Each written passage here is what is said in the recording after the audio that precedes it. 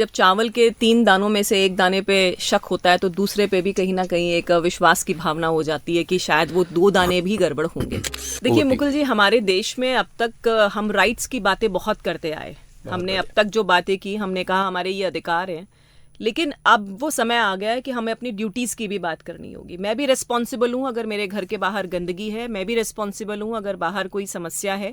बाहर बैठ के ये कहना कि हाँ पॉलिटिकल फील्ड बहुत मुश्किल है, महिलाओं के लिए काम करना मुश्किल है, ये कहना हम कहते हैं इस बात को, लेकिन जब तक आप उस क्षेत्र में जाएंगे नहीं तब तक वहाँ के चैलेंजेस आप समझ भी नहीं पाएंगे। और दोनों जगह की अपनी खासियत है। आज पहचान है तो वो भारतीय जनता पार्टी की वजह से है। आज मौका मिला है कि मैं जनता की सेवा कर सकूं और लोगों के लिए उनके बीच जा सकूं, तो वो पार्टी की देन है, उनका विश्वास है। अगर राष्ट्र प्रथम की बात है तो संगठन ही शक्ति है और संगठन की शक्ति सबसे ऊपर है।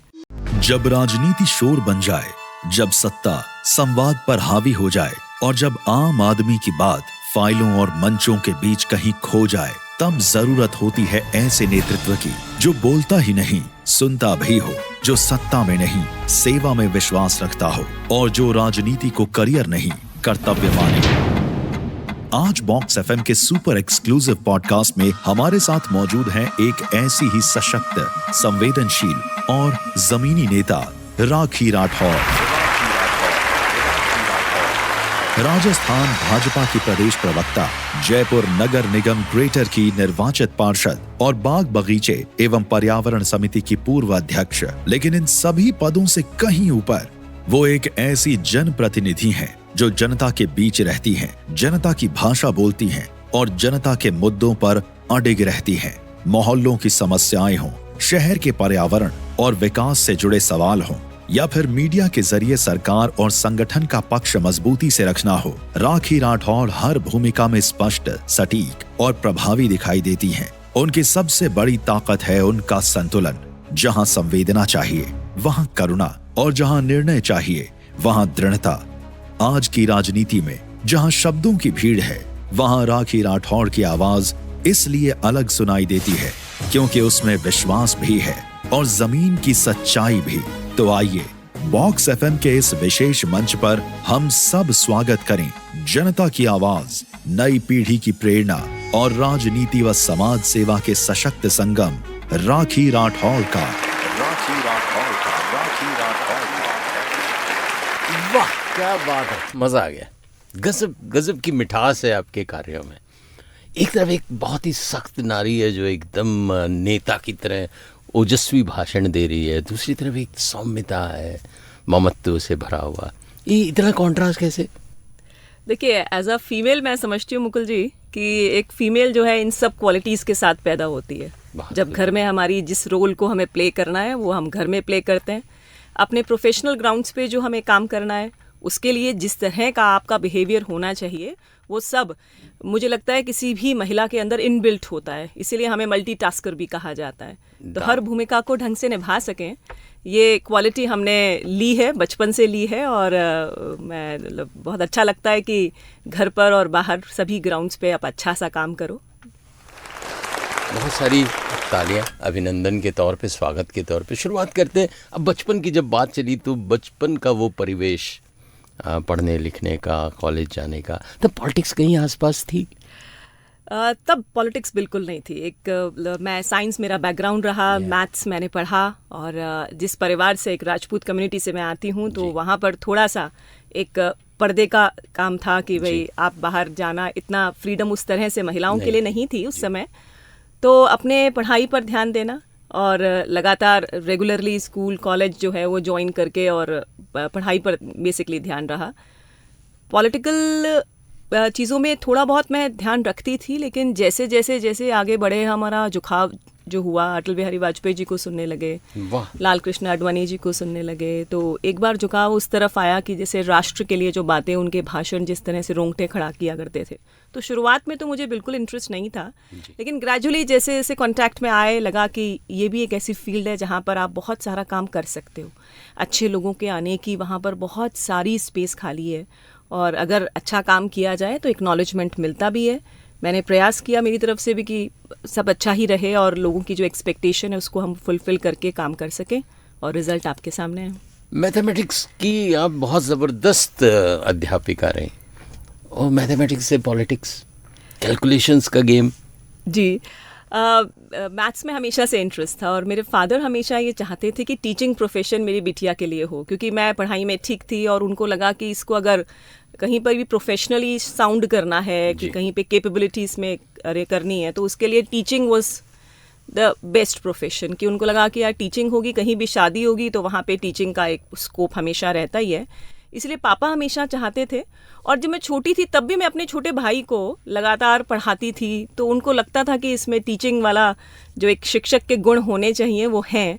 और इसीलिए जब मैंने 2001 में एमएससी कंप्लीट किया तो सीधे बंसर क्लासेस में मैंने फिर आईआईटी के बच्चों को मैथ्स की तैयारियां कराई 7 ईयर्स तक। हाँ, मैंने मैथ्स पढ़ाया उन बच्चों को। कितने इंजीनियर्स निकाल दिए? बहुत सारे अभी भी स्टूडेंट्स मिलते हैं, बहुत खुशी होती है। उनके बच्चे हो गए, कुछ तो अपना काम कर रहे हैं, कुछ लोग बाहर कहीं पे सेटल्ड हैं, और उनसे जब कांटेक्ट होता है तो बहुत खुशी होती है कि उन बच्चों को जिनको हमने बहुत छोटे देखा और आज वो अच्छी जगह पे हैं, पोजीशन पे हैं।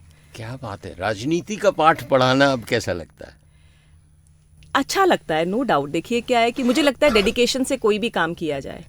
पहले मुझे मौका मिला तो मैंने टीचिंग प्रोफेशन में प्रयास किया, और अभी भी जब स्टूडेंट्स मिलते हैं तो बहुत अच्छा लगता है मुझे कि वो याद करते हैं मेरे टीचिंग स्किल्स को। और उसके बाद पार्षद का मौका मिला तो नगर निगम जयपुर में भी कोशिश यही रही कि बेहतर काम हो सके।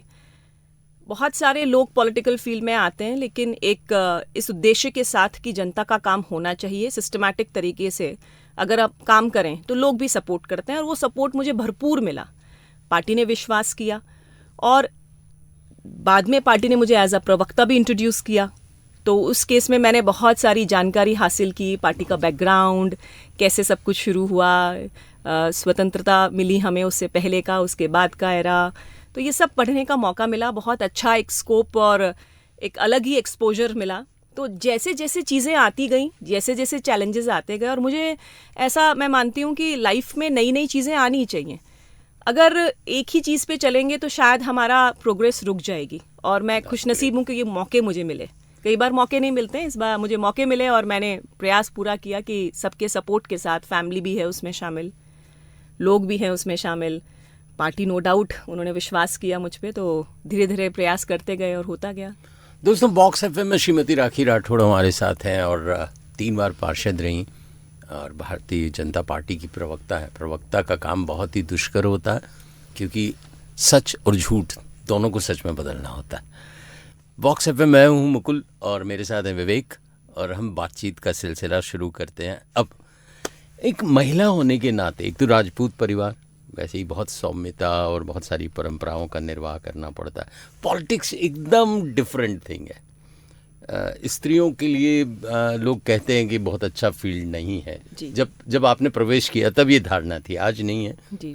तो कैसे राखी राठौड़ ने कन्विंस किया सबको, परिवार को भी, लोगों को भी, लोगों की नज़रों को भी?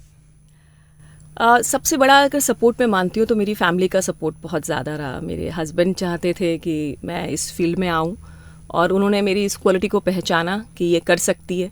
शुरुआत में थोड़ी तकलीफ आई लोगों को ये एक्सेप्टेंस, क्योंकि हम जिस फील्ड में काम कर रहे हैं एक मेल डोमिनेंट सिस्टम था उस समय।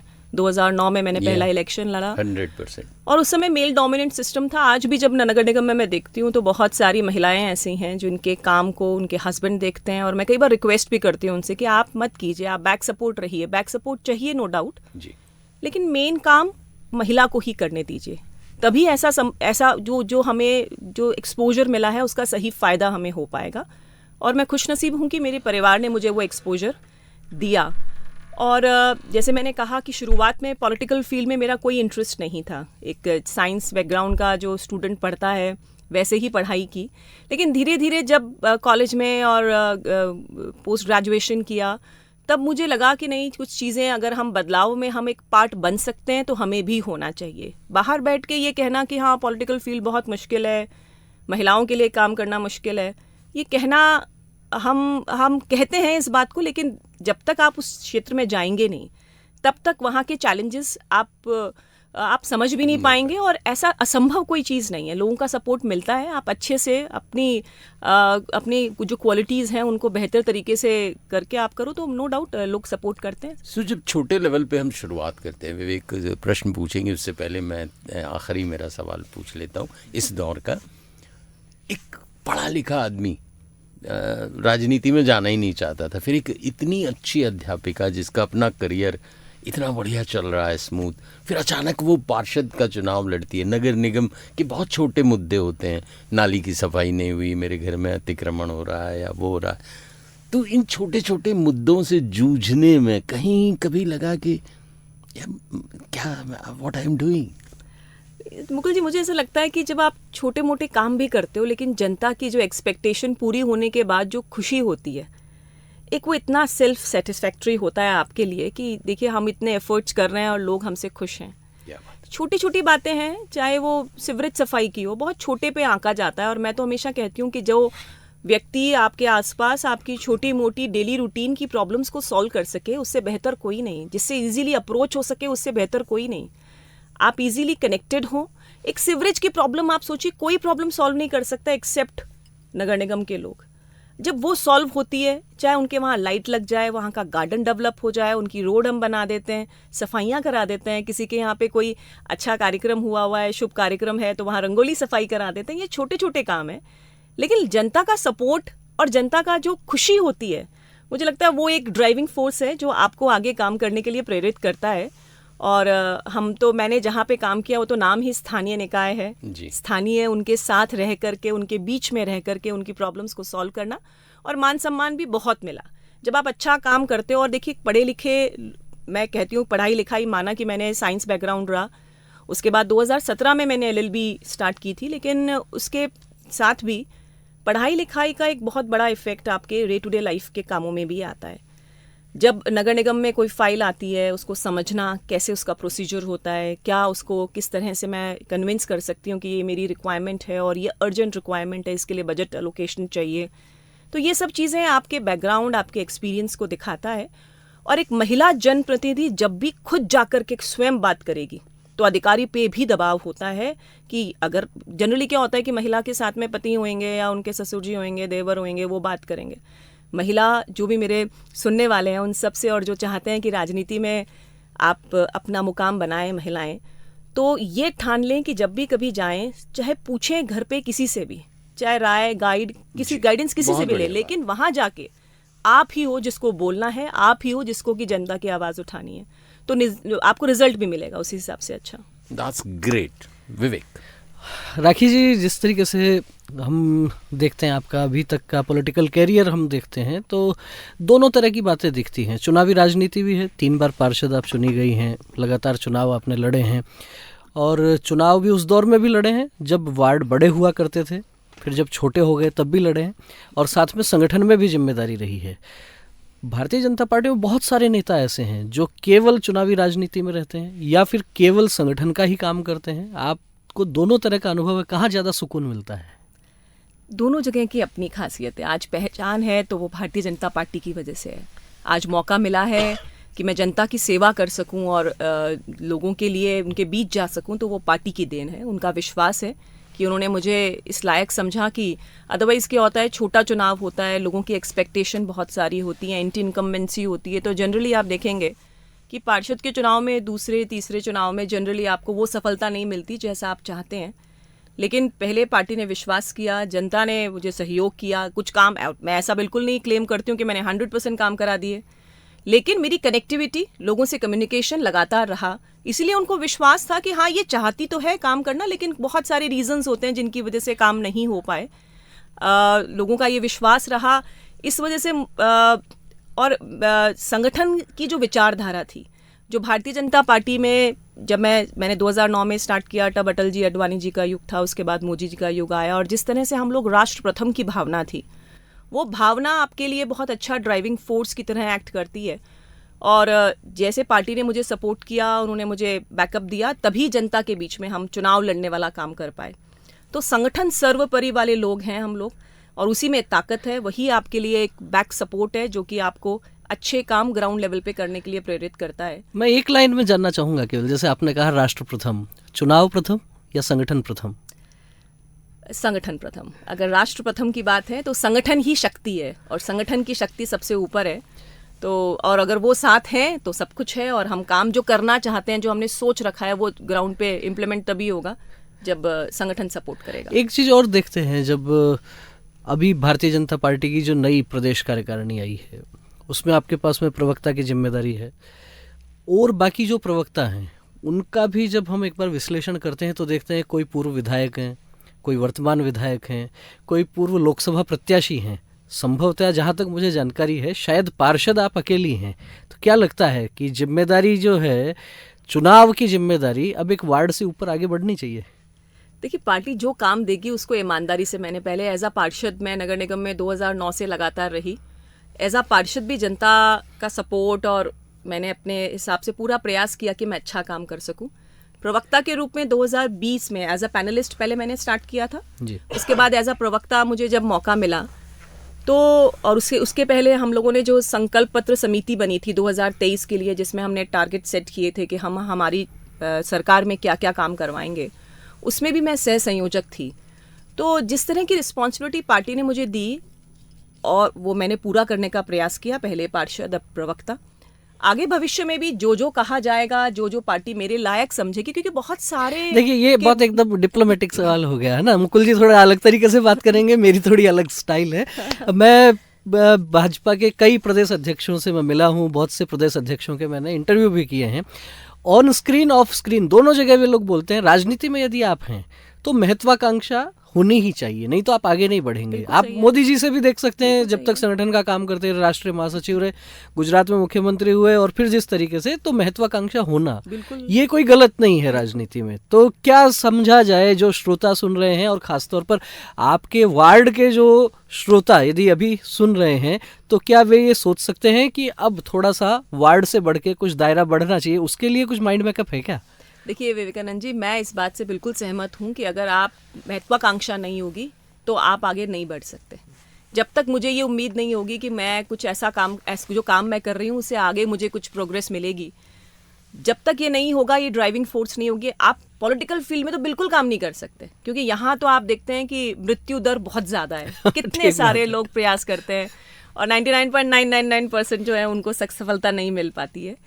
और इसमें देखिए बहुत सारे रोल जो है वो आपके किस्मत का भी बहुत बड़ा रोल होता है। और मैं तो वही गीता में जिस तरह से श्री कृष्ण ने कहा कि कर्म करे जाएं, फल की इच्छा ना करें, तो कर्म किए जा रहे हैं। देखते हैं, पार्टी देखेगी, कभी ना कभी कुछ मिलेगा तो निश्चित तौर पे उसको भी निभाने का प्रयास करेंगे।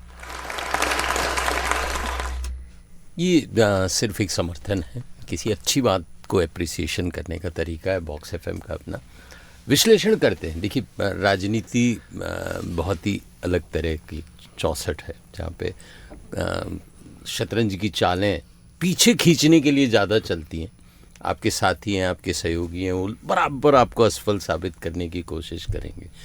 आपने बहुत ही सुंदर बताया कि आपका लक्ष्य, हम 3 वक्त के आपके पार्षद के कार्यकाल की बहुत सारी जो अच्छाइयाँ जिन्हें आप गिना सकती हैं, पहले उन पर बात करना चाहेंगे कि जो स्थानीय लोग, जहाँ पे आपको लगा, जैसे आपने कहा कि लोग जब काम हो जाता है बहुत प्रसन्न होते हैं, जिनका काम नहीं कर पाते हैं उनकी अप्रसन्नता भी साथ साथ चलती है।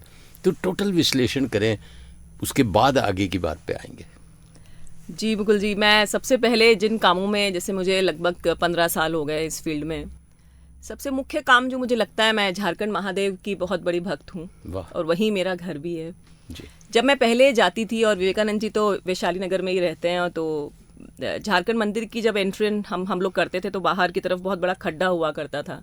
बारिश के दिनों में बहुत कीचड़, गंदगी, बहुत ज़्यादा गंदगी, गायें, बहुत सारे, मतलब मंदिर ऐसा स्थान जो हम मानते हैं कि भाई हमारे लिए सबसे ज़्यादा महत्वपूर्ण है, और बाहर इतनी गंदगी थी।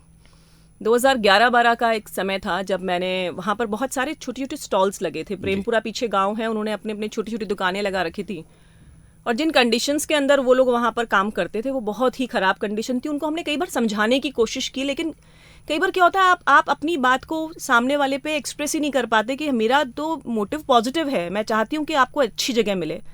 आप एक हाइजेनिक जगह पे खड़े होकर के अपना व्यापार जो भी करना चाहते हैं वो करें, लेकिन नहीं समझ में आई। तो मैंने नगर निगम से सब उस पूरे हिस्से को एक दिन बुलाकर एनफोर्समेंट को और पूरा हिस्सा साफ करा दिया। इतने नाराज़ हुए लोग मुझसे कि ये क्या किया, देखिए ये तो क्या अपने लोगों को बसाएंगी, इनको लग रहा है कि हम नौकरी कर रहे हैं तो हमारे पेट पे लात मार रही हैं, यूं यूं करके। बहुत विरोध हुआ उस समय, लेकिन मेरे को मालूम था कि मुझे क्या करना है। और इसीलिए जैसे ही वहाँ से वो चीज़ें हटी, मैंने बहुत सारे ट्रक्स, ट्रॉली, जो मलबा होता है वो डलवा के सबसे पहले उस खड्डे को भरवाया। वो पूरा हिस्सा समतल हुआ।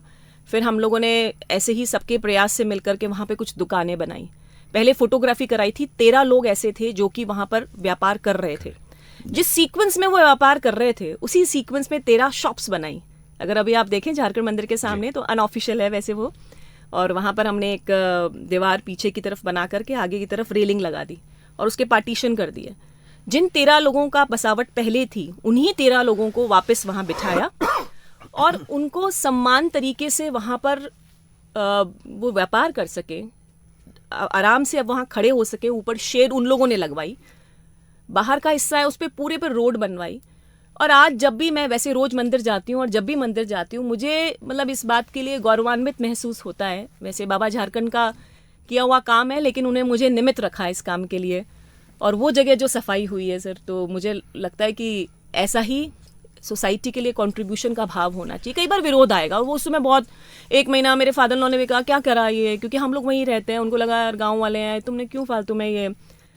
पर अल्टीमेटली अगर आपका मोटिव अच्छा हो तो निश्चित तौर पे आपको फायदा होता है। 91 से साक्षी हूँ मैं झारखंड महादेव मंदिर का। बहुत ही पुरातन स्वरूप था, आधुनिक नहीं था। 3 पेड़ थे, बरगद, पीपल और उसके इतना बढ़िया वहाँ मोरों का नृत्य होता था।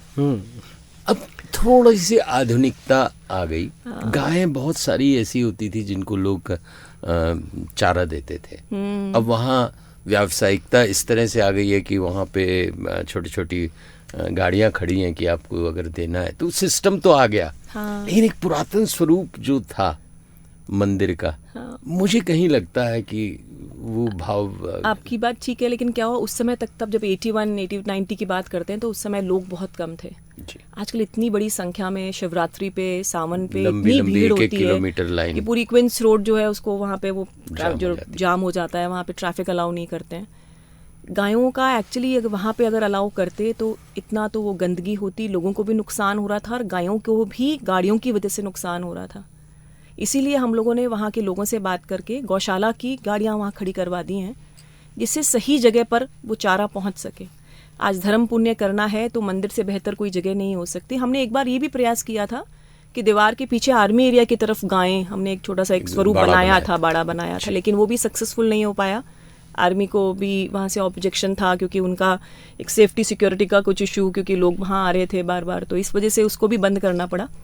प्रयास यही रहता है कि अपन अपनी पुरानी संस्कृति को लेते हुए चले।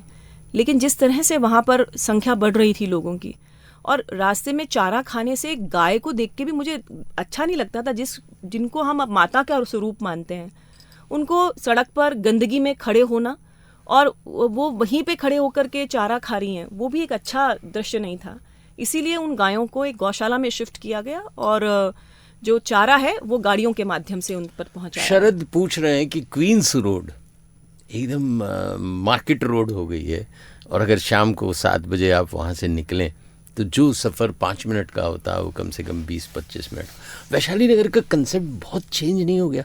91 में जो वैशाली नगर था, खेत खलिहानों वाला और छोटे छोटे बंगले, अचानक इतना ज़्यादा व्यावसायिकरण कैसे हो गया? बिल्कुल 10-12 सालों में बहुत बड़ा एक परिवर्तन आया है। और कुछ दिन पहले मैं बात कर रही थी कि चर्चा हो रही थी हमारी, तो मैं ये सोचती हूँ कि वैशाली नगर से ज़्यादा चौड़ी सड़कें किसी भी कॉलोनी में नहीं है। आप राजा पार्क की बात करते हैं तो राजा पार्क में 40 फुट रोड, 30 फुट रोड, इससे ज़्यादा इंटरनल रोड्स नहीं है हमारे पास। लगातार अगर मैं अजमेर रोड से लेकर सिरसी रोड देखूँ तो 6 लेन्स ऐसी हैं जो 180 फीट की हैं। हो सकता है इस वजह से भी क्योंकि यहाँ पर बेहतर सड़कों का जाल था, बेहतर यहाँ पर जो लोग हैं वो रहते थे, इस वजह से बसावट बहुत हुआ। और बाईपास के उस तरफ तो बहुत सारे लोग, गांधी पथ पश्चिम में, इधर पांचावाला, बिंदायका, बहुत लोगों का बसावट हुआ और उसकी वजह से पिछले 10-15 सालों में बहुत ज़्यादा कंजेशन रहा। सरकार लगातार ये प्रयास करती है कि जहाँ जहाँ इस तरह के कंजेशंस हों उनको थोड़ा सा हम लोग ठीक कर सके। जैसे अभी एक अंडरपास जो है वो अजमेर रोड पे बन रहा है, जिससे कि लोगों को सहूलियत रहेगी थोड़ी, क्योंकि हमने कुछ ट्रैफिक का भी एक स्टडी किया था कि ज़्यादातर आधे लोग तो क्वींस रोड की तरफ, आधे लोग अजमेर रोड की तरफ सीधा जाते हैं अगर जयपुर से ट्रैफिक आ रहा है तो उसको भी केटर करने का प्रयास जो है वो लगातार किया जा रहा है। निश्चित तौर पे अगर किसी क्षेत्र का विकास होता है और कमर्शियल डेवलपमेंट हो जाता है तो एक ट्रैफिक एक नो डाउट उसका एक साइड इफ़ेक्ट है, जिसके लिए प्रयास सरकार की तरफ से भी यही है कि पब्लिक ट्रांसपोर्ट को ज़्यादा महत्व दिया जाए। मेट्रो स्टेशन भी 200 फीट बाईपास पे बन रहा है। मुझे विश्वास है कि एक बार मेट्रो फेज़ 2 जो टोंक रोड वाला है वो कंप्लीट हो जाएगा तो उसके बाद यहाँ वाली मेट्रो जब खातीपुरा और उस वाले एरिया से निकल के जाएगी तो निश्चित तौर पे पब्लिक ट्रांसपोर्ट को इंक्रीज़ करना ही किसी भी रोड को ट्रैफिक से मुक्त कराने का एकमात्र तरीका मैं मानती हूँ। नहीं तो गाड़ियाँ तो हर साल, और अभी भी दिवाली पे बहुत सारी गाड़ियाँ निकली बाहर और ट्रैफिक लगातार बढ़ता बहुत जा रहा है। ज़बरदस्त प्रॉब्लम होने वाली है ट्रैफिक की, जिस तरह से गाड़ियाँ बढ़ रही हैं। जी। राखी राठौड़ असफल कहाँ हुई 3 बार के दौरों में, जहाँ पे उन्हें लगा कि मैं चाहते हुए भी ये काम नहीं कर पा रही? असफलता कई बार आती है सामने, कई बार जैसे हमने ऐसी हमारा हीरानगर एक कॉलोनी है जहाँ पर पानी बहुत ज़्यादा भराव होता है और बाईपास के नज़दीक है। सारा कुछ लेवल का कुछ इशू है कि वो कप शेप में आता है जिसमें पानी बहुत ज़्यादा भरता है और बारिश के दिनों में सिवरेज वहाँ की ब्लॉक हो जाती है क्योंकि पानी बारिश का भी बहुत ज़्यादा आ गया, उनके घरों में पानी आ गया। तो अभी इस साल लास्ट ईयर भी बहुत बारिश हुई, इस बार भी बहुत ज़्यादा बारिश हुई। तो कई बार यूँ असहाय फील करते हैं कि हम उस प्रॉब्लम से निजात नहीं दिला पा रहे कि बेसमेंट में पानी भर गया, उसमें सिवरेज का पानी भरा हुआ है, मिला हुआ है और वो इतनी बदबू में लोग रह रहे हैं। पंप हमने पहुंचवाए लेकिन समय लगता है कि वो धूप आएगी, वो सूखेगी जगह। तो ऐसी जगह पे कई बार अपने आप को यूँ लगता है कि हम अभी तक उस तरह से नहीं डेवलप कर पाए कि हम अभी सिवरेज के पानी से जूझ रहे हैं। इस जगह पे कई बार मुझे असफलता लगती है क्योंकि डिसल्टिंग टाइम से नहीं होती। अगर सिवरेज की लाइंस ढंग से तरीके से पहले समय रहते, बारिश के टाइम से पहले साफ़ हो जाएं तो ये प्रॉब्लम में बहुत बहुत आराम मिल जाएगा। लेकिन इस बार जो बहुत ज़्यादा बारिश हुई उस वजह से प्रॉब्लम थी और इसको करने के लिए मतलब कहते हैं ना हेल्पलेस, आप असहाय फील कर रहे हो, बारिश हो रही है बहुत तेज़ बाहर, आप कुछ भी नहीं कर सकते लोगों की हेल्प। तो अब मैंने प्रयास किया, हीरानगर ए में आज ही हमने काम चालू किया, हम सीसी रोड बना रहे हैं बिटुमन रोड की जगह, क्योंकि पानी भराव की स्थिति तो कई डिपार्टमेंट्स के बीच में अटकी हुई है, जेडीए भी है, एनएचएआई भी है, नाला बनेगा तब ड्रेनेज होगी, लेकिन तब तक हम कम से कम सीसी रोड बना दें कि बारिश के मौसम में वो बिटुमन रोड टूटे ना। तो एक प्रयास आज से शुरू किया है हमने। कपूरचंद कुलिस जी राजस्थान पत्रिका के संस्थापक संपादक थे। उनसे एक इंटरव्यू के दौरान उन्होंने कहा कि राजनेता की जो छवि है वो इससे नहीं बनती कि वो अपने लोगों का कितना काम करता है, उसकी छवि इससे बनती है कि जो उसे नहीं जानते हैं उनका वो कितना काम करता है, वो उसके एक्चुअल ब्रांड एम्बेसडर हैं। राखी राठौड़ की फौज में वो लोग कितने हैं जिनसे उनका कोई परिचय ही नहीं? देखिए क्या पॉलिटिकल फील्ड में है हम लोग, तो कई बार ऐसे कॉल आते हैं जिसमें कि लोग परिचय बताते हैं कि सब फलाना से आपके नंबर लिए थे, उन्होंने कहा था आपसे बात करने के लिए। तो मैं हमेशा उनको एक बात कहती हूँ कि अगर आप उनकी तरफ से मुझे मतलब कोई देते नहीं, अगर उनका कोई रेफरेंस, तो भी मेरा रिस्पॉन्स ऐसा ही होता। इससे कोई फ़र्क नहीं पड़ता मुझे कि कहीं से बड़े व्यक्ति से आपने फ़ोन करवाया है या आप खुद चला के फ़ोन कर रहे हैं या व्हाट्सएप मैसेज कर दे। जैसे हम लोगों ने सारे ग्रुप्स बना रखे हैं अलग अलग कॉलोनीज़ के। मैं तो सिर्फ इतना कहती हूँ जब याद आए समस्या आप ग्रुप पे डाल दें, हम देख के समस्या का समाधान करके आपको वापस पिक्चर भेजेंगे। तो हम लोगों ने एक ऐसा सिस्टम बना रखा है, मैंने एक फील्ड ऑफिसर रखा हुआ है जो कि लगातार क्षेत्र में एक्टिव रहता है। कोई समस्या है तो आपके घर जाके, मान लीजिए भाई प्रॉब्लम आई और हम उस दिन ठीक नहीं करा पाए, लेकिन अगर हमारा कोई व्यक्ति, कोई प्रतिनिधि पहुंचता है घर पे तो अगले को ये थोड़ी तसल्ली होती है कि मेरी बातचीत सुन ली गई, मेरी बात को उन्होंने एक्नॉलेज किया, आज नहीं तो कल हो जाएगा। तो ढंग से कम्युनिकेट करें और लोगों को बताएं कि हम इसमें लगे हुए हैं लेकिन कुछ समस्याएं हैं हमारी जिसकी वजह से हम कर नहीं पा रहे। तो उस केस में लोग विश्वास भी करते हैं और उस केस में आपको अगले दिन ऑब्वियसली पॉजिटिव सोच के साथ किया हुआ काम हमेशा सक्सेसफुल होता है, तो वो सक्सेस मिलती भी है। तो मैं सभी से निवेदन यही करती हूँ कि क्योंकि देखिए अभी भी जिन जिन लोगों ने मेरे सामने इलेक्शन भी लड़ा, आप सोचिए इलेक्शन के वक्त तो कांग्रेस बीजेपी कई तरह की इश्यूज़ आते हैं, लेकिन मेरे अभी भी उनसे बहुत अच्छे संबंध हैं। मुझे लगता है कि जितना ज़्यादा आप लोगों को संपर्क, अपने लोग तो अपने हैं ही हैं, बाकी लोग भी आएँ, वो ये समझ के ना दूर हो जाएं कि हम तो किसी और विचारधारा के हैं और ये किसी और विचार, तो उसमें जैसे हमारे प्रदेश के मुख्यमंत्री जी भी लगातार बोलते हैं कि 200 विधानसभाएं में काम हमें करवाना है, इर्रेस्पेक्टिव ऑफ कि वहाँ पे कौन किस पार्टी का प्रतिनिधि है।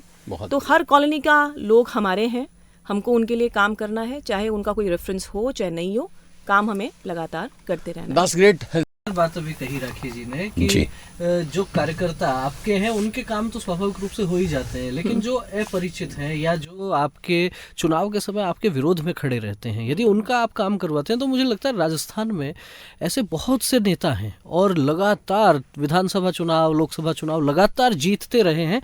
जब मैंने उन पर थोड़ा सा अध्ययन किया तो मुझे ध्यान में आया कि उसके पीछे बहुत बड़ा कारण यही है कि राजनेता दो तरह से काम करते हैं। कुछ नेता इस तरीके से काम करते हैं कि चुनाव में आपने उनके खिलाफ काम किया है तो उनका तुरंत ट्रांसफर करा दीजिए, उनको कोई अगला सवाल पनिशमेंट दे यही दीजिए। आने वाला था कि हाँ। मैं राखी जी का उद्बोधन सुन रहा था, भाषण, जी। तो कांग्रेस के माथे बहुत सारे ठीकरे फोड़े जा रहे थे। हाँ। आजकल एक ये नया ट्रेंड चल गया है, जैसे आपसे कहेंगे कि आप भ्रष्टाचारी हो तो आप तुरंत कहोगे कि आप मत बोलिए, आप हमसे डबल भ्रष्टाचारी हो, जबकि होना चाहिए कि हमारी पॉजिटिविटी। मुझे वसुंधरा राजे का वो एक कैंपेन याद है जिसमें वो अपोजिशन में थी और कांग्रेस शासन में थी। 180 ऐड उन लोगों ने रिलीज किए, एक में भी कांग्रेस की कहीं बात ही नहीं थी। हम क्या करेंगे, हम, और 160 सीट मिली। 2013 की बात है, पॉजिटिविटी 2013 में 160 जो सीट आई, 2003 में तो 120 सीटों के साथ में पहली बार फुल मेजोरिटी आई थी। तो वो एक पॉजिटिविटी की अलग धारा थी। लेकिन आज राजनीति में क्या है, अपोजिशन को हमेशा चोर साबित करते रहो और अपने कामों को स्थापित न करो।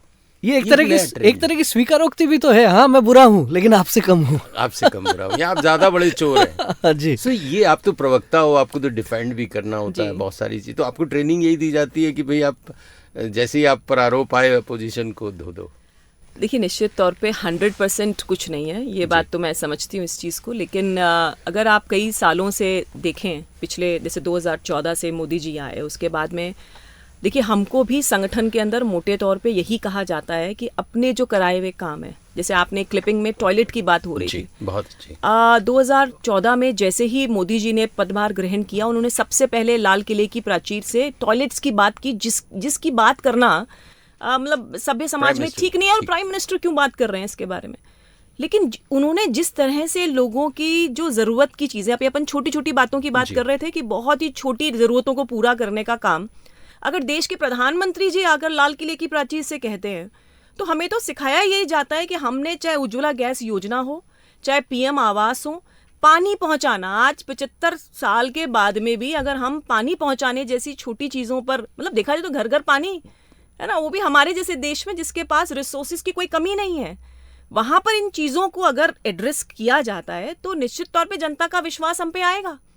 और हम लोगों ने तो उन्हीं चीज़ों को ज़्यादा टच किया, चाहे वो रोज़गार बढ़ाने की बात हो, चाहे वो महिलाओं को सशक्तिकरण करने की बात हो। अभी बताइए लखपति दीदी जैसी योजना, इस तरह की योजना जिसमें महिलाओं को ड्रोन चलाने की एक आप ट्रेनिंग दें, आप ये कोशिश करें कि सहकारिता के माध्यम से महिलाएं घर के अंदर कुछ काम करें और मिलजुल करके मिला करके आप कुछ ना कुछ अर्निंग अपनी क्रिएट कर सकें।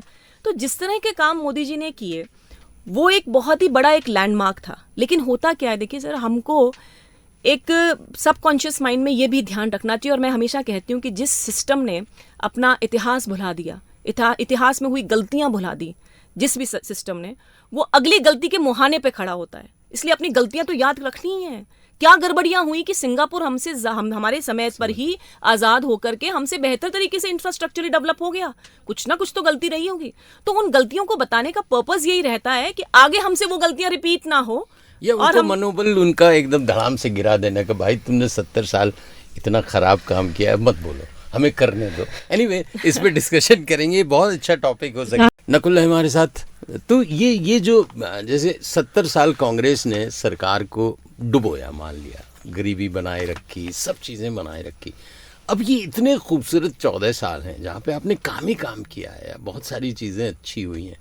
सब उन अच्छाइयों को मोदी जी ने समुद्र तट पर जाकर सफाई की और स्वच्छता का जो अभियान चलाया, उससे हर आदमी कॉन्शियस हो गया कि स्वच्छता होनी चाहिए जी।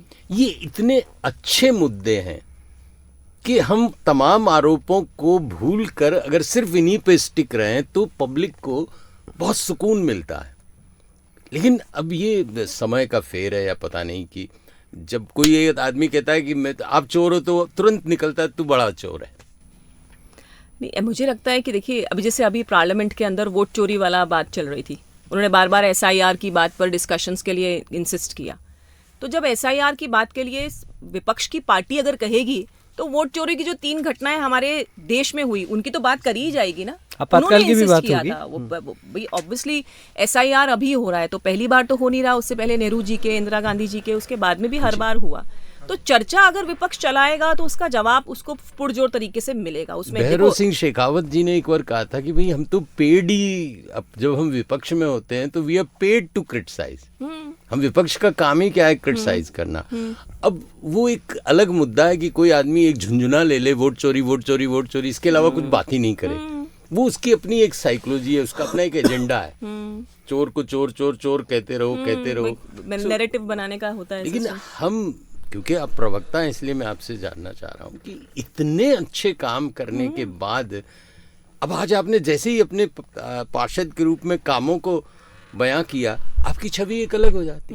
बजाय कि आप कहती कांग्रेस के जो पार्षद थे उन्होंने ये नहीं किया वो नहीं किया, तो that is a different philosophy. So राजनीति में अभी जो प्रवक्ताओं को देख रहा हूँ, बहुत सारे नेशनल प्रवक्ता हैं, बहुत अच्छी बातें करते हैं, लेकिन जैसे ही भ्रष्टाचार या कोई आरोप आता है तो आज ही सुबह के अखबार की सुर्खी आईना दिखाने का काम कर देते हैं फिर। हाँ, मतलब वो बिलो स्टैंडर्ड नहीं लग जाता कहीं। मतलब मैं जस्ट एक राय ले रहा हूँ। नहीं, देखिए निश्चित तौर पे देखिए हर संगठन ये चाहता है कि स्वच्छ संगठन हो, ऐसा संगठन हो जिससे कि लोगों का जो अल्टीमेटली हमारा उद्देश्य है हमारे संगठन का वो पूरा हो पाए। लेकिन मैंने जैसे कहा कि 100% कंप्लीट कोई नहीं है, और जो 100% तक जाने का प्रयास है वो हम लगातार करते हैं। और देखिए जब भी कभी इस तरह की बातचीत आती है जिसमें लोगों द्वारा हमसे अभी की बातों को पूछा जाता है या तो उससे रिलेटेड पुरानी चीज़ें आएंगी ही आएंगी। तो अगर कोई, और हमको तो हर बार जब भी प्रवक्ताओं की कोई मीटिंग होती है तब हमेशा ये कहा जाता है कि अपनी बातों को पुरजोर तरीके से बताया जाए।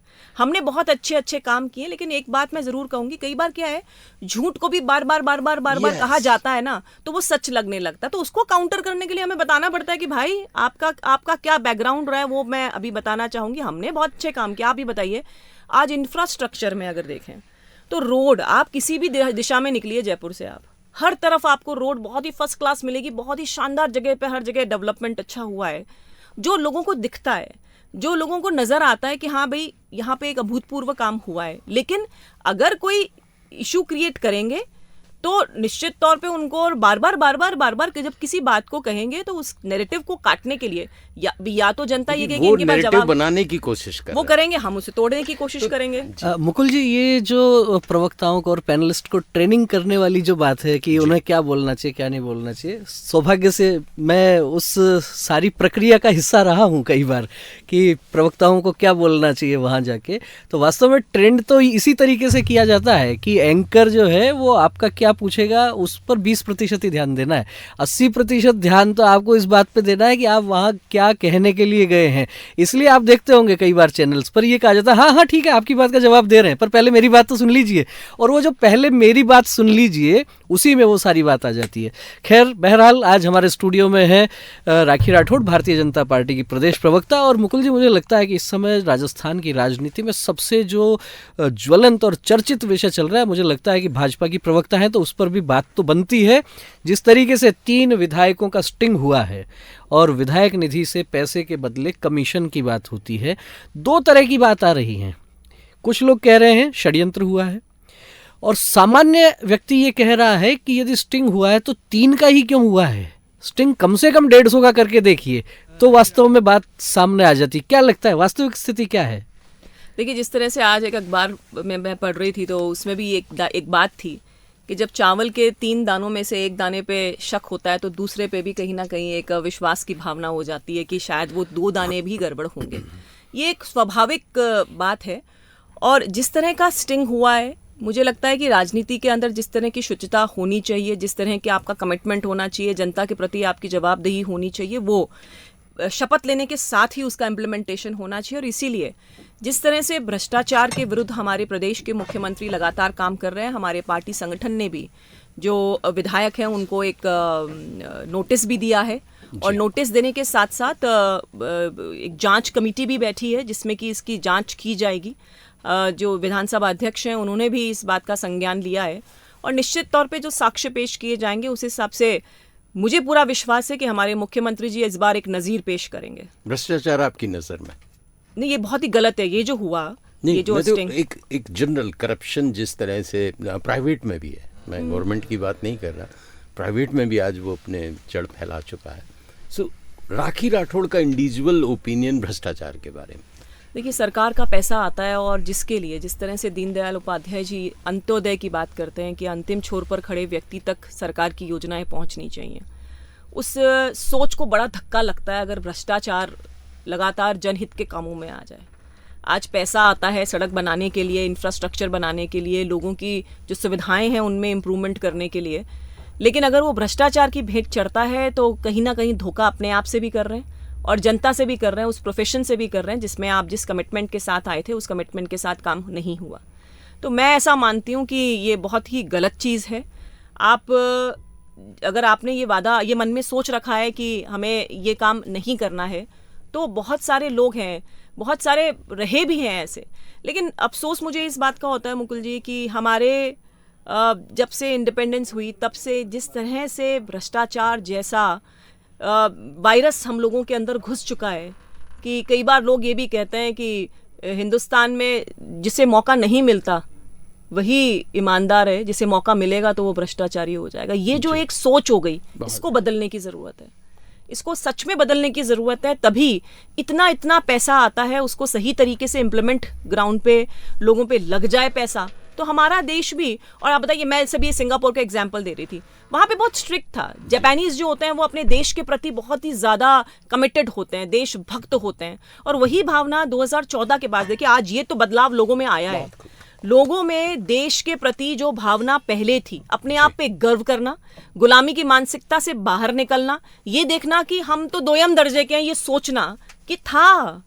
आज इंडियंस अगर बाहर भी, आप बाहर जाएं विदेश में, लोगों से बात करें तो वो कहते हैं कि नहीं, I am a proud Indian, मुझे इससे कोई मतलब प्रॉब्लम नहीं है ये बताने में कि मैं एक इंडियन हूँ। और यही भावना जो है किसी भी देश को आगे ले जाने के लिए इम्पोर्टेंट होती है।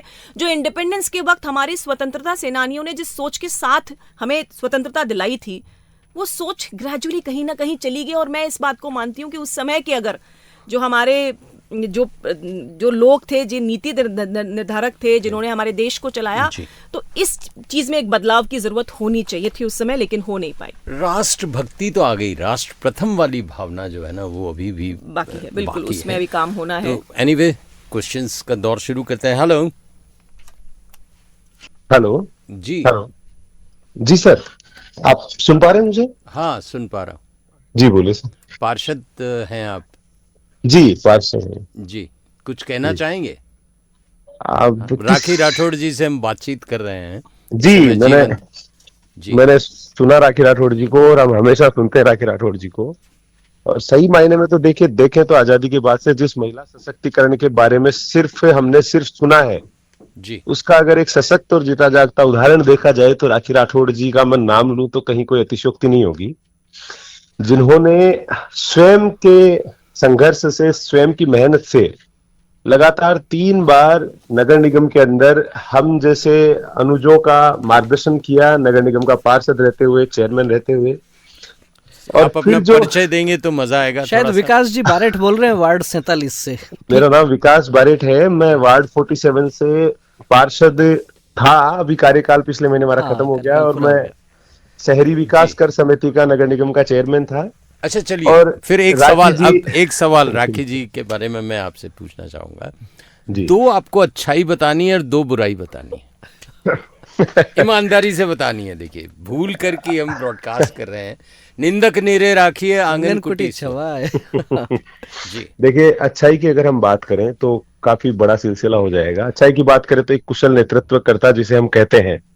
देखिए, हिंदी में कहा जाए तो नेता एक शब्द है, लेकिन इंग्लिश में कहा जाए तो पॉलिटिशियन और लीडर, दो वर्ड का मीनिंग नेता है। पॉलिटिशियन होना मैं मानता हूं कि बहुत आसान होता है, लेकिन लीडर होना अपने आप में बड़ा मुश्किल टास्क है। क्या बात है। तो राखी जी जो है वो सही मायने में एक लीडर मैं इनको कह सकता हूं, जिन्होंने अलग अलग जगहों से 3 चुनाव लड़े और तीनों चुनाव में बड़े अच्छे तरीके से इन्होंने जीत दर्ज करी। लगातार 15 साल तक नगर निगम की इन्होंने उद्यान समिति का और अन्य समितियों का दायित्व निभाया, जिनमें इन्होंने अच्छा काम किया। फिर जब बात प्रवक्ता की करें तो इन्होंने देश में, प्रदेश में भारतीय जनता पार्टी की नीतियां और भारतीय जनता पार्टी की सरकारों के कामों के बारे में बड़े अच्छे से लोगों को जागरूक किया। और आपकी वाक शैली के मैं मानता हूं मेरे जैसे असंख्य लोग प्रशंसक हैं। तो अगर गुणों की बात करें तो काफी सारे गुण हो जाएंगे। ये इनका नेतृत्व क्षमता का गुण है। और व्यक्तिगत बात करूं तो देखिए, एक महिला के लिए राजनीति के अंदर अगर अपन बात करें कि किस प्रकार वो अपनी जगह बनाए, पूरे आत्मसम्मान, पूरी सक्रियता, पूरी मेहनत और उसकी सार्थकता भी दिखे, तो राखी जी मैं मानता हूं कि महिला सशक्तिकरण का चेहरा हमारे आसपास, देखिए किताबों में, फिल्मों में, अगर दूर की बात करें तो बहुत से उदाहरण मिलते हैं, लेकिन मेरे नजदीकी अगर मैं कोई चेहरा पाता हूं जिसको मैं वाकई में कहूं कि जो महिला सशक्तिकरण या विमेन एम्पावरमेंट का फेस हो सकती है, तो वो राखी जी निसंकोच है। तो ये इनके 2 गुण हो गए। कमियों की अगर बात करें जी, तो देखिए, एक तो मैं इनको हमेशा कहता हूं कि ये जो है वो थोड़ा सा जो मन में होता है वो इनकी जबान पे होता है। तो ये भी कहा जाए तो एक गुण ही है इनका, लेकिन मैं मानता हूं राजनीतिक क्षेत्र में ये कमी माना जाना चाहिए। राजनीतिक क्षेत्र में कमी। और दूसरी इनकी कमी ये है कि मैं अक्सर इनको कहता हूं कि राष्ट्र सेवा, समाज सेवा सब अति आवश्यक है दीदी, लेकिन परिवार और ये चीजें भी प्राथमिकता है। तो इनके अथक प्रयास के चलते देखते हैं कि निरंतर मेहनत करते रहे, तो मैं मानता हूं कि थोड़ा सा समय इनको अपने निजी जीवन के लिए भी निकालना चाहिए, जो ये कम निकालते हैं मेरी दृष्टिकोण से। विकास जी, मजा आ गया। बहुत मतलब ईमानदारी से अगर कोई आलोचना और प्रशंसा करता है तो उसकी निष्पक्षता सामने नजर आती है। अब मैं एक और आपको चक्रव्यूह में फंसाने वाला सवाल पूछ रहा हूँ। राखी राठौड़ सांसद या विधायक? देखिए, राखी राठौड़ जिस पार्टी से आती हैं, मैं तो उस पार्टी का इनसे बड़ा जूनियर सिपाही हूं। जिस पार्टी से आती हैं, मैं मानता हूं कि हमारी ट्रेनिंग इस प्रकार होती है कि हम सांसद या विधायक बनने के लिए ट्रेंड ही नहीं होते। आप देखिए कि जब देश के प्रधानमंत्री अपने आप को पन्ना प्रमुख कहते हैं, देश के गृह मंत्री, देश के आज के वर्तमान युग के चाणक्य जिनको कहा जाता है, वो कहते हैं कि मैं भारतीय जनता पार्टी का निचले स्तर का सिपाही हूं, तो मैं मानता हूं, आपने कहा विधायक और सांसद, मैं कहता हूं भविष्य में और भी ऊंचे पद क्यों नहीं। और इस लालसा को लेके ना तो राखी जी चली है और ना भारतीय जनता पार्टी का कोई सिपाही चला है। क्या बात है, रियल पॉलिटिशियंस। मजा आ गया। वही जवाब है। बहुत डिप्लोमेटिक। मैंने तो भविष्य में से आपको चूज करने के लिए कहा था। सपने तो हम देखते ही है ना, तो कौन सा सपना आपके हिसाब से उनके लिए पर्याप्त था? कोई बात नहीं, आप पतली गली से निकल गए। Thank you so much. आप बहुत अच्छे वक्ता हैं और बहुत मजा आया आपसे बात करके। जी, इन्हीं से सीखते हैं। Oh that's great. तो आपको भी बुलाना पड़ेगा बॉक्स एफएम में। बॉक्स एफएम में राखी राठौड़ हमारे साथ है। फोन लगातार अब चालू। हेलो हेलो, हाँ जी, कौन? मुकेश जी बोल रहे हैं? मुकेश जी बताएं। मुकेश जी भी वार्ड राखी 75 से ना? हाँ वार्ड 75 से मुकेश जी लखियानी। हाँ सर। और जहां तक मैं जानता हूँ शायद आप पीपी हैं। नहीं सर, मैं पूर्व पार्षद भी रहा हूँ। हाँ, तो पूर्व पार्षद का मतलब पीपी होता है। ये पहले भी चेयरमैन राखी जी के साथ रहा हूँ। अरे तो मुकेश जी, पूर्व पार्षद का मतलब हम पीपी ही बोलते हैं। अच्छा, ये बात है। हाँ। जी, मुकेश जी, राखी जी की आपको 2 बुराइयां करनी है। बुराई तो मैं कर नहीं सकता, क्योंकि इनका ऐसा कोई कार्य है नहीं जो बुराई लायक हो। देखिए, इसका मतलब आपकी दृष्टि बहुत सकारात्मक है। हाँ, चलिए, अब एक अच्छाई बता दीजिए। वो अच्छाई जो डिफरेंट हो, जो आप एकदम माने कि ये भीड़ से अलग है, ये अच्छाई। देखो, मैं आपको पूर्व कार्यकाल की बात बताता हूँ, 2014 से 19 तक की राखी जी की। सबसे अच्छी चीज होती है कि नगर निगम में जनप्रतिनिधि बनता तो है, और ये सबसे छोटी इकाई है जहां से सरकार का पूरा मैसेज एक छोरा, अगर पार्षद अच्छा कार्य करता है और पब्लिक की सुनता है तो पार्टी का भी मैसेज अच्छा जाता है और सब चीजें। राखी जी का सबसे अच्छा कार्य यह है कि कभी भी कोई भी कार्यकर्ता किसी भी वार्ड से, ऐसा नहीं कि खाली इन्हीं के वार्ड से, किसी भी वार्ड से, और कोई भी पार्षद या उद्यान समिति की चेयरमैन पहले थी, अभी भी है, और कोई भी पार्षद भी इनके अपने पर्सनल काम से गया तो उन्होंने सबसे पहले ये नहीं देखा कि कांग्रेस का पार्षद है, बीजेपी का पार्षद है, इन्होंने सबको अपने एक ही जुट में, क्योंकि जनप्रतिनिधि जब जीत के जाता है, जब किसी एक बार तो जब जीतता है, जब पार्टी का होता है, पर फिर सभी नागरिकों का वो पार्षद होता है, तो किसी भी अच्छे कार्य के लिए इन्होंने कभी भी किसी को मना नहीं किया क्या और बात है। सबको बरोबर लेके अच्छा कार्य किया। एकदम आदर्श स्थिति वाली बात कह दी इन्होंने। आदर्श है, इसीलिए बताइए sir. That's great, thank you so much. मैं बुराई सुनना चाह रहा हूँ, बुरा जो देखन में चला, बुरा न मिलिया कोई। जी हेलो, नेक्स्ट। हाँ जी। हरीश जी बोल रहे हैं? जी हरीश जी वार्ड 68 से पार्षद हैं, हरीश जी शर्मा। जी क्या कहना चाहेंगे? स्टूडियो में है अभी हमारे साथ भारतीय जनता पार्टी की प्रदेश प्रवक्ता राखी जी राठौड़। हाँ, नहीं, बहुत ही सराहनीय कार्य रहा इनका सभी क्षेत्रों में। जी। और पार्षद का पहला गुण होता है आपका पार्षद आपके पास, उसमें ये सफल रहे हैं। और 3 बार वार्ड बदल बदल के भी इन्होंने विजय प्राप्त करी, तो जनता का स्नेह निश्चित रूप से था। जी। और उद्यान समिति की अध्यक्ष रही, तो इन्होंने उद्यान में एक अलग अलग जो काम नवाचार होने चाहिए थे वो इन्होंने किए, और सभी उद्यान विकसित करने में इन्होंने अपना योगदान दिया। अच्छा हरीश जी, ये अपने राजनीतिक जीवन में और उन्नति करें और प्रगति करें, इसके लिए कोई सुझाव देना चाहेंगे आप राखी जी? नहीं, हमारी तो शुभकामनाएं हैं। जनरल मेयर होती है तो इनको बनना चाहिए। अच्छा अच्छा। हमारी शुभकामनाएं है, अच्छे लोग आए राजनीति में जो ईमानदारी से, कर्मठता से अपना कार्य कर रहे हैं, तो मेरी तो शुभकामनाएं इनको। मेरे से छोटी है और मैंने इस क्षेत्र में काम किया है जोटवाड़ा में लंबे समय। आलोचना अच्छी लगती है कि प्रशंसा? देखिए, प्रशंसा निश्चित तौर पे आपको आगे बढ़ने के लिए प्रोत्साहित, एक पीठ पे थपथपी एक छोटे बच्चे को भी अच्छी लगती है, तो उम्र के किसी भी पड़ाव पर होंगे तो वो थपथपी अच्छी लगती है, लेकिन साथ में कमियां हर एक में है। उनको या तो आप स्वयं पहचानें या कोई बताता है तो उसको पॉजिटिवली लेना चाहिए। उसको लगना चाहिए कि भाई ठीक है, अगर वो बता रहे हैं तो अपन प्रयास करेंगे उसको थोड़ा सोच करके कि कैसे इसमें हम सुधार कर सकते हैं। तो आलोचना सुनने में कोई प्रॉब्लम नहीं है, जब तक कि वो। सबसे बुरी आलोचना कौन सी थी जिसने एकदम विचलित कर दिया? से कई बार कास्ट की जो पॉलिटिक्स हो जाती है ना, क्या local level राजपूतों पे। की नेता? ऐसे नहीं ऐसे कि ये जानबूझ के कर रही हैं क्योंकि हम तो इस कास्ट के हैं, क्योंकि वो इस कास्ट के हैं। सर, मैंने जिस क्षेत्र से मैं आती हूँ, ऐसा कहा जाता है कि जो छोटा एरिया होगा वहाँ पर कास्ट का बहुत ज़्यादा असर होगा। जब मैंने चुनाव लड़ा अभी वार्ड 61 में, मेरी कास्ट के तो 100 ही वोट थे। हाँ, कोई नहीं रहता है, मेरी कास्ट का कोई नहीं था। और जो कास्ट का मैं बोलना नहीं चाहती हूँ कि मैं इसमें बहुत ज़्यादा, क्योंकि मेरे फादर बैंक में रहे और हमने बचपन से ही बैंक में रहते हुए पापा के फ्रेंड्स हर कास्ट के थे, तो मुझे तो समझ ही नहीं थी कास्ट क्या होती है। और उसके बाद जब हम कॉलेज में आए, जब मैं राजनीति में आई, तब मुझे अच्छा, मैंने कहा ये जातवाद तो खतरनाक चीज़ है भाई, क्योंकि मुझे तो समझ ही नहीं थी। हमारे तो हर तरह के लोग घर आते थे ऐसा। तो ये जो कास्ट वाली चीज़ जो बोलते हैं ना, इसमें मुझे बहुत दुख होता है, क्योंकि सर मैंने कभी भी ये सोच करके कि ये फला व्यक्ति किस कास्ट का है, कभी भी इस तरह की राजनीति नहीं की। और इसी का कारण है कि एक छोटा चुनाव जिसके अंदर मेरी जात के लोग ना होकर के जो ऑपोजिशन पार्टी की कैंडिडेट थी उसी के कास्ट के ज़्यादा लोग थे, फिर भी वैशाली में सबसे बड़ा जीत अपनी हुई। तो वो मतलब बिना कास्ट के नहीं तो क्या होता है, बड़े चुनाव में तो मैं मानती हूँ, जब एमपी का चुनाव होना है, लाखों वोटर्स हैं, कोई फर्क नहीं पड़ता ज़्यादा किस कास्ट के किसके, लेकिन छोटे चुनाव में कास्ट ऐसा कहा जाता है, जो एक पॉलिटिकल हमारा एक रोल मॉडल सी बात है उसमें। तो जब कभी ये कास्ट के मुझ पे एलिगेशन लगा देते हैं, एक बार हुआ ऐसा, एक ही बार हुआ, लेकिन मुझे दुख हुआ इस बात का।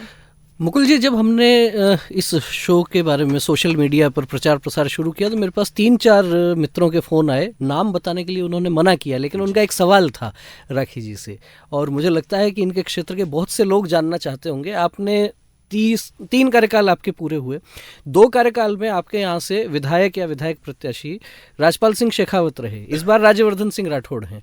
जब राजपाल जी का टिकट कटा, उस समय इस क्षेत्र में एक प्रकार से जो राजनीतिक स्थितियां बन रही थी, कुछ पार्षद या पूर्व पार्षद राजपाल जी के साथ लगे हुए थे, कुछ राज्यवर्धन जी के साथ में थे, और कुछ दिनों तक ये उहापोह की स्थिति रही कि राजपाल जी निर्दलीय लड़ सकते हैं।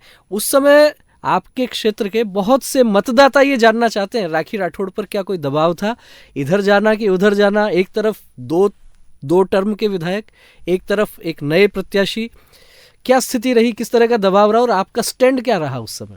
देखिए, स्टैंड तो एक फिक्स स्टैंड है। स्टैंड पार्टी ने जिसको कह दिया। देखिए, लोकतांत्रिक तरीके से पार्टी में सिस्टम चलता है, बंद कमरे के अंदर जहां हमें अपनी कोई बात कहनी है, अपनी शिकायत कहनी है, हम कहते हैं। लेकिन जैसे ही कैंडिडेट डिक्लेयर हो गया तो वो कमल के फूल का कैंडिडेट है और उनके साथ में बिना किसी बात के, बिना किसी टर्म्स कंडीशन के हमें साथ लगना ही लगना है। और जैसे कहते हैं कि हम कार्यकर्ता हैं पार्टी के, हमारी ट्रेनिंग ही ऐसी है, हम इस तरह से कंडीशनड हैं कि जो भी व्यक्ति पार्टी का टिकट सिंबल लेकर आएंगे उनके साथ लगना ही लगना है। जिस तरह से आपने विरोध की बात की, मुझे लगता है विवेकानंद जी एक स्वाभाविक, एक मानव एक स्वभाव होता है कि आप 10 साल कहीं पे किसी के साथ जुड़े हुए हैं, या आप चाहते हैं कि हमें इस क्षेत्र में आगे सफलता मिले और नहीं मिलती है, तो उस केस में एक हल्का फुल्का विरोध प्रदर्शन अगर होता है, तो वैसे देखिए किसी भी संगठन में नहीं होना चाहिए, लेकिन अगर होता है तो उसको भी हम लोगों ने एक, जैसे कहते हैं कि कुशल उस तरीके से उस विवाद को निपटा लिया गया था। ये एक स्वाभाविक सी बात है। मुझे लगता है ये कि मैनुअल नेचर है। नहीं तो क्या आप पर उस समय कोई दबाव नहीं आया? कुछ स्थानीय नेताओं ने कोई फोन आपको नहीं किया कि इधर आना है? नहीं था, कोई फोन नहीं था। मुझे मालूम था मुझे क्या करना है विवेकानंद जी, पार्टी की तरफ ही रहना है। मैं पार्टी की प्रवक्ता हूँ, मैं पार्टी की कार्यकर्ता हूँ। पार्टी ने आज जो कुछ भी मुझे मिला है वो पार्टी की वजह से मिला है। ये मुगालता अगर किसी को होता है कि वो खुद इंडिविजुअल है, तो हम तो संगठन वाले ही लोग हैं और संगठन की ताकत से ही आगे निकले हैं। तो ऐसा कोई प्रेशर कहीं से भी नहीं था। बॉक्स एफएम बहुत गौरवान्वित महसूस कर रहा है। क्या होता है, सुबह की शुरुआत किसी अच्छे आदमी के साथ, अच्छे इंसान के साथ, अच्छे नेता के साथ हो जाए तो आपका दिन अच्छा हो जाता है। सो अब हम रैपिड फायर राउंड के साथ राहुल हाजिर हैं। तो राहुल, अच्छे चुटीले नटखट सवालों के साथ बहुत नटखट सवाल, देखते हैं क्या जवाब मिलते हैं जी। वन वर्ड आंसर है यू? जी, one word answer ma'am. Rakhi ji, सबसे पहले तो जानना चाहेंगे आपको चाय अच्छी लगती है या कॉफ़ी अच्छी लगती है? मुझे दोनों पसंद नहीं है। Green tea, black tea, black coffee, green tea, choices चॉइसेस ज़्यादा हैं। अच्छा, अर्ली मॉर्निंग रैलीज या late night debates? Early morning is always better, early morning rallies. अच्छा, मोबाइल बैटरी पहले ख़त्म होती है या आपका पेशेंस पहले ख़त्म होता है? पेशेंस तो रखना हमने राजनीतिक लोगों ने बहुत अच्छा सीख लिया। पेशेंस कभी ख़त्म नहीं होता, मोबाइल बैटरी हो सकती है कभी कभी। ठीक है।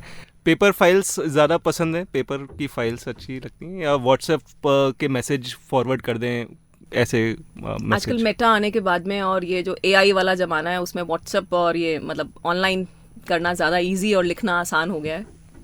ठीक है, अगला सवाल है, स्पीच विदाउट माइक या माइक विदाउट स्पीच? मतलब बिना माइक के बोलना ज़्यादा अच्छा लगता है, या जैसे माइक पे कुछ अलग माहौल बन जाता है, क्रिएट होता है? नो डाउट माहौल बनता है, लोगों के जोश के साथ में एक ऑडिटर का भी जोश आता है, तो speech with mic. Speech with mic. Most used app on your phone, मतलब आप सबसे ज़्यादा ऐप? व्हाट्सएप। अच्छा, सबसे मुश्किल काम क्या रहता है, वोटर्स को कन्विंस करना या फैमिली को कन्विंस करना? Family has been very supportive, बहुत सपोर्टिव रही हैं। वोटर्स का ही टारगेट है, वोटर्स को ही ये समझाना कि कैसे हम लोगों को सपोर्ट करें, जिसके लिए भी हम जा रहे हैं वहाँ पर। अच्छा, प्रेस कॉन्फ्रेंस या फैमिली फंक्शन, मतलब दोनों अगर एक साथ हो तो क्या चुनेंगी, ऐसा कभी टाइम? बिकॉज मैं प्रवक्ता हूँ तो प्रेस कॉन्फ्रेंस फॉर श्योर। ठीक है। मोर स्ट्रेसफुल क्या रहता है आपके लिए, इलेक्शंस या बजट सीजन? इलेक्शंस। स्लोगन्स या statistics? Slogans are more catchy, तो slogans I opt. Public feedback या party meetings? Both are important. Public feedback भी ज़रूरी है और पार्टी मीटिंग भी ज़रूरी है, but out of party meeting and public feedback, obviously public feedback. अच्छा, राखी राठौर जी आज पॉलिटिशियन नहीं होती तो क्या होती हैं? मैं एक टीचर ही होती। मैं बचपन से, जैसे मेरे में ट्रेड्स थे, शायद मेरे फादर ने पहचाना भी उसको और मैंने पढ़ाना भी शुरू किया था, लेकिन जैसे कहते हैं कि किस्मत में जो लिखा है वो उसको चेंज नहीं कर सकते, तो अगर पॉलिटिशियन नहीं होती तो मैं टीचिंग करती।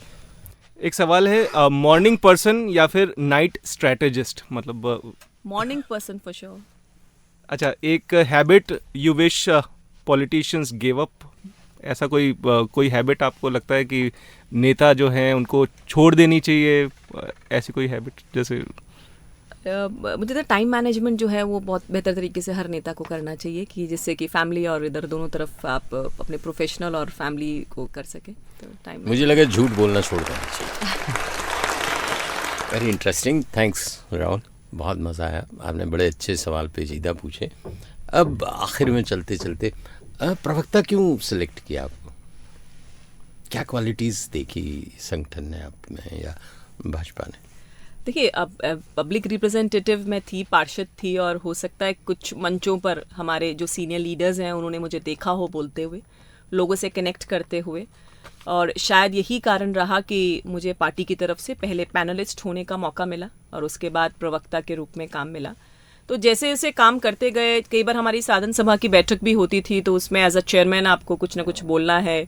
सीनियर लीडर्स जो है, क्योंकि लोकल जयपुर के वो म्यूनिसिपल कॉरपोरेशन की बातें होती हैं, तो ऑब्जर्व करते होंगे। तो हमारी पार्टी में कहा भी जाता है ये बात कि आप किए जाएं काम, कहीं ना कहीं कोई आपको ऑब्जर्व कर रहा है और आपकी योग्यता के अनुसार आपको कहीं ना कुछ ज़रूर देंगे। अब तो ये बहुत ज़्यादा सवाल उठने लग गया है कि कहीं ना कहीं माइक्रो स्कोप से आप पिक कर लिए जाएंगे पूरा, चाहे राष्ट्रीय अध्यक्ष की बात करें, चाहे भाजपा के मुख्यमंत्रियों की बात करें, काम करने वालों के लिए एक आशा की किरण। बिल्कुल, नो डाउट है। एनीवे, अच्छा दौर चल गया, 1 घंटा 6 मिनट का वक्त हो चुका है। विवेक, आखिरी सवाल जो राखी जी पर ही समर्पित कर देते हैं, अपने मन की बात। देखिए, बॉक्स एफएम 170 कंट्रीज में जाता है, बहुत सारे लोग आपको नहीं जानते हैं। As a politician, as a woman, as a leader, as a mother, आप पब्लिक को क्या कहना चाहिए? पब्लिक की एक्सपेक्टेशंस तो बहुत ज़्यादा हैं, लेकिन कई बार पब्लिक से भी आप एक्सपेक्ट करते हैं, तो वो सारी चीज़ें, मोदी जी की मन की बात तो संडे होती है 4th, आपके मन की बात 2 मिनट के लिए, 3 मिनट के लिए, जो भी आप कहना चाहें लिसनर्स को। देखिए मुकुल जी, हमारे देश में अब तक हम राइट्स की बातें बहुत करते आए। हमने अब तक जो बातें की, हमने कहा हमारे ये अधिकार हैं, लेकिन अब वो समय आ गया है कि हमें अपनी ड्यूटीज़ की भी बात करनी होगी। मैं भी रिस्पॉन्सिबल हूँ अगर मेरे घर के बाहर गंदगी है, मैं भी रिस्पॉन्सिबल हूँ अगर बाहर कोई समस्या है। जब तक कि हम इस चीज़ का ओनरशिप नहीं लेंगे, तब तक मुझे लगता है कि देश का विकास जिस लेवल पर होना चाहिए, जैसा कि हमारे लोगों ने सोचा था हमारे देश के लिए, वो नहीं हो पाएगा। और इसीलिए मैं लोगों से भी ये रिक्वेस्ट करती हूँ बार बार, जैसे छोटा सा उदाहरण दूँ तो जब कचरे वाली गाड़ी जाती है तो उसमें ना डालकर किसी खाली प्लॉट पे कचरा डालना, ये ड्यूटीज़ में आपका राइट है कि आपको सही तरीके से व्यवस्थाएं मिलनी चाहिए, लेकिन जब व्यवस्थाएं मिल गई हैं तो उनको सही तरीके से उनका इस्तेमाल करना वो आपकी ड्यूटी बनती है। तो इन ड्यूटीज़ को भी हमें एड्रेस करने की ज़रूरत है। जहाँ तक देखिए महिलाओं की बात है, मैं महिलाओं को हमेशा ये रिक्वेस्ट करती हूँ, और कई बार मुझे ऐसा भी कहा जाता है कि आप ओल्ड स्कूल है, मतलब आपके जो ख्याल है वो पुराने ख्याल है, लेकिन परिवार का भी एक बच्चे के प्रति जो माँ कर सकती है वो कोई और नहीं कर सकता। इसीलिए बच्चे के प्रति जो आपकी जिम्मेदारी है, फैमिली के प्रति जो आपकी जिम्मेदारी है, वो आप जो भी प्रोफेशन कर रहे हैं उसके साथ साथ निभानी ज़रूरी है। महिलाओं को आगे लाना, जैसे मोदी जी ने भी 33% रिजर्वेशन की प्रक्रिया शुरू कर दिया है, और आगे चल के मुझे उम्मीद है 28-29 में ये एक्चुअल में आपको नज़र भी आएगा। लेकिन उसके साथ साथ आपकी जो पारिवारिक जिम्मेदारियाँ हैं उनको भी निभाना ज़रूरी है। परिवार जिस तरह से हमारी सनातन संस्कृति का एक हिस्सा रहे हैं, उनमें जो विघटन हो रहा है इन दिनों, वो समाज अगर इस तरह से टूटेगा तो वो कोई भी देश जो है वो आगे नहीं बढ़ सकता। तो मैं महिलाओं से भी रिक्वेस्ट करूंगी कि प्रोफेशनली आपको इंडिपेंडेंट होना है, अपनी जिम्मेदारियों को, अपने साथ के लोगों को, अपने इन लॉज को, जैसे मुझे बहुत सपोर्ट मिला, बहुत सपोर्ट अच्छा रहा, तभी मैं पॉलिटिकल फील्ड में काम कर पाई। आप अच्छे होंगे तो आसपास के लोग भी अच्छे होंगे, इसीलिए उस पॉजिटिव सोच के साथ काम करें, आगे बढ़ें, और देश को आगे ले जाने के लिए दोनों जेंडर्स को काम करने की ज़रूरत है। महिलाओं को जैसे आगे लाने के लिए मोदी जी काम कर रहे हैं, आप भी आगे बढ़ें और अपना जो काम है उसको डेडिकेशन से करें। और इसीलिए मैं बार बार इस बात को कहती हूँ कि अपने संस्कारों को बिना छोड़े, अपने रूट्स को बिना, आप रूट से अलग हुए अगर बढ़ेंगे तभी कोई पेड़ फ्लरिश कर सकता है जब वो रूट उसकी धरातल पर हो। और राजनीतिक क्षेत्र में पुरुषों से भी मेरी रिक्वेस्ट रहेगी, अगर आपके घर में कोई महिला है और वो अगर अच्छा काम करना चाहती है तो उसे प्रोत्साहित करें। अभी भी 70-80% महिला प्रतिनिधि जो हैं उनका काम उनके पति देख रहे हैं, उनके ससुर देख रहे हैं, उनके देवर देख रहे हैं। ये काम आप देखिए, उनको संभालिए, वो बिल्कुल जिम्मेदारी है आपकी, लेकिन उस महिला को भी आगे आने दीजिए, उसको इस सीट पे बैठ करके अपने डिसीजंस लेने दीजिए। हो सकता है गलतियां हो, उसको सुधार के लिए आप पीछे खड़े रहें, लेकिन अगर हम कहें कि महिलाओं को आगे लाने वाला जो एक ध्येय है वो तभी सफल होगा जब आप कोऑपरेट करेंगे। आपने उनको अलाउ ही नहीं किया, आप पीछे बिठा रखा है, भाषण देना है तो भी पति दे रहे हैं, कोई मीटिंग है उसमें भी पति जाकर के सीट पे बैठे हुए हैं, पड़ोस में बैठी है महिला। ये चीज़ मुझे ठीक लगती नहीं, और मैं सबसे रिक्वेस्ट करती हूँ कि महिला सशक्तिकरण तभी संभव है जब सही तरीके का एक्सपोजर दिया जाए, अपने संस्कारों के साथ महिलाएं आगे बढ़े। अपने जो हमारे तीज त्योहार हैं इन सबको मानते हुए अगर आगे चले। और अभी भी देखो ना आप, सिस्टम सारा पुराना आ रहा है। आज श्री अन्न हम बात कर रहे हैं, मोटे अनाज जो हमारे दादाजी खाया करते थे, गाँव में खाया करते थे, हम फिर उस पर आ रहे हैं। तो मतलब अमेरिका में खटिया चल रही है, दातुन चल रहे हैं, बताइए आप, नीम के दातुन करने का सिस्टम। तो ये चीजें जो हैं वो अपनी पुरानी जो चीजें थी, जो हमारे पूर्वजों ने बहुत सोच समझ के वो रीति रिवाज संस्कार हमारे सिस्टम में डाले थे, उनको छोड़े बिना, मतलब आप वेस्टर्नाइजेशन होना चाहिए कि ठीक है आप समय के साथ बदलाव कीजिए, आप अपडेट हो अपने आप को, लेकिन अपने संस्कारों को उनको बिना छोड़े आप आगे बढ़ना है हम लोगों को, तो सक्सेस मिलेगी। मित्रों, बॉक्स एफएम के मंच में हमने बहुत सारे राजनेताओं को बुलाया। पूर्वा सिंह भी भारतीय जनता पार्टी की प्रवक्ता थी, आई थी।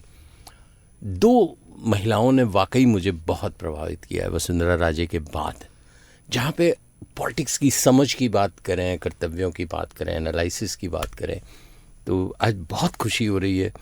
भविष्य सुरक्षित है देश का, सिर्फ इतना ही कह सकता हूँ। बहुत बहुत आभार आपका। Thank you Mukul ji, thank you.